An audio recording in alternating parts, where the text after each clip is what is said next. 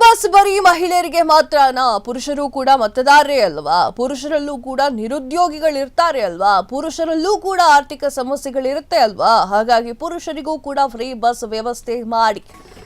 Social ಮೀಡಿಯಾದಲ್ಲಿ free bus ಕೂಗು ಇವಾಗ ಹುಟ್ಕೊಂಡಿದೆ. 2.5 ವರ್ಷ ಆಯ್ತು ಅಧಿಕಾರಕ್ಕೆ ಬಂದು ಸಿದ್ದರಾಮಯ್ಯ ಅವರು. ಈಗ ಸೋಷಿಯಲ್ ಮೀಡಿಯಾದಲ್ಲೂ ಅದೇ ಟ್ರೆಂಡಿಂಗ್ ಅಂತೆ.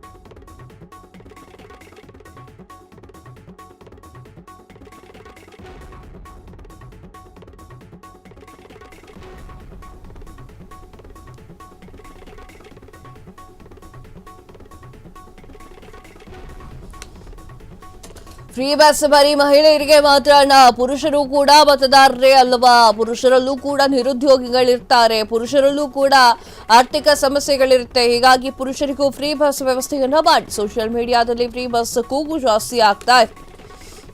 ಇದೊಂಥರ ಚೆನ್ನಾಗಿದೆಯಲ್ಲ. 2.5 ವರ್ಷ ಆದ್ಮೇಲೆ ನೆನಪಾಯ್ತು ಏನೋ ಗಂಡು ಮಕ್ಕಳಿಗೆ. ಸಾರಿಗೆ ನೌಕರರ ಬೇಡಿಕೆ ಈಡೇರಿಕೆಗಾಗಿ ಸರ್ಕಾರ ಒಂದು ಗಟ್ಟಿ ನಿರ್ಧಾರವನ್ನ ತೆಗೆದುಕೊಳ್ಳಬೇಕು ಅನ್ನುವಂಥದ್ದು. 31ರ ಒಳಗಾಗಿ ಪ್ರಕಟಣೆ ಮಾಡಬೇಕು. ಮೇ 31ರವರೆಗಾಗಿ. ಇಲ್ಲ ಅಂತಂದರೆ ಜೂನ್ 1ರಂದು ರಾಜ್ಯದ ಎಲ್ಲ ಪುರುಷರು ಪ್ರಯಾಣಿಕರು ಕೂಡ ಶಕ್ತಿ ಯೋಜನೆಯ ಉಚಿತ ಟಿಕೆಟ್ ನೀಡುವ ಮೂಲಕ ವಿನೂತನ ಅಹಿಂಸಾ ಪ್ರತಿಭಟನೆಯನ್ನ ಮಾಡುತ್ತೇವೆ ಅಂತ ಹೇಳಿ ಕೆಎಸ್ಆರ್ಟಿಸಿ ಅಂಡ್ ಬಿಎಂಟಿಸಿಯ ಯುನೈಟೆಡ್ ಎಂಪ್ಲಾಯೀಸ್ ಯೂನಿಯನ್ ಸರ್ಕಾರಕ್ಕೆ ಎಚ್ಚರಿಕೆಯನ್ನು ನೀಡಿದ್ದು. ಇದರ ಸತ್ಯಾಸತ್ಯತೆಗಳನ್ನು ಹೇಳ್ತಾ ಇದ್ದೇನೆ. ಸ್ವಲ್ಪ ಪಾಯಿಂಟ್ ಹೇಳಿದೆ, ಈಗ ಸತ್ಯಾಸತ್ಯತೆ ಏನು? ಗುರುವಾರ ನಡೆದಂತಹ ಸುದ್ದಿಗೋಷ್ಠಿಯಲ್ಲಿ ಯೂನಿಯನ್ ಅಧ್ಯಕ್ಷ ಕೆಆರ್ ವಿಜಯಕುಮಾರ್ ಅವರು ಮಾತನಾಡ್ತಾರೆ. ಈ ಹಿಂದೆ ಸಾರಿಗೆ ನೌಕರರ ಬೇಡಿಕೆ ಈಡೇರಿಕೆಗಾಗಿ ರಾಜ್ಯ ಸರ್ಕಾರಕ್ಕೆ ಹಲವು ಮನವಿಯನ್ನ ನೀಡಿದ್ದು, ಮುಖ್ಯಮಂತ್ರಿ ಸಿದ್ದರಾಮಯ್ಯ ಅವರು ಈ ಸಮಸ್ಯೆಗೆ ಪರಿಹಾರ ಕಂಡು ಹಿಡಿಯಲಾಗ್ತಾ ಇಲ್ಲ. ಸರ್ಕಾರ ಮತ್ತು ಸಂಸ್ಥೆಯ ಅಧಿಕಾರಿಗಳು, ಸಾರಿಗೆ ಮುಖ್ಯಮಂತ್ರಿಗಳು, ಅಧ್ಯಕ್ಷ ಉಪಾಧ್ಯಕ್ಷರುಗಳ ಸಭೆಯನ್ನ ಕರೆಸಿ ಚರ್ಚಿಸಿ ಒಂದು ತೀರ್ಮಾನವನ್ನ ಪ್ರಕಟಣೆ ಮಾಡುವುದಾಗಿ ಹೇಳಿ ಸಭೆ ಮುಂದೂಡಿಸಿದ್ರು.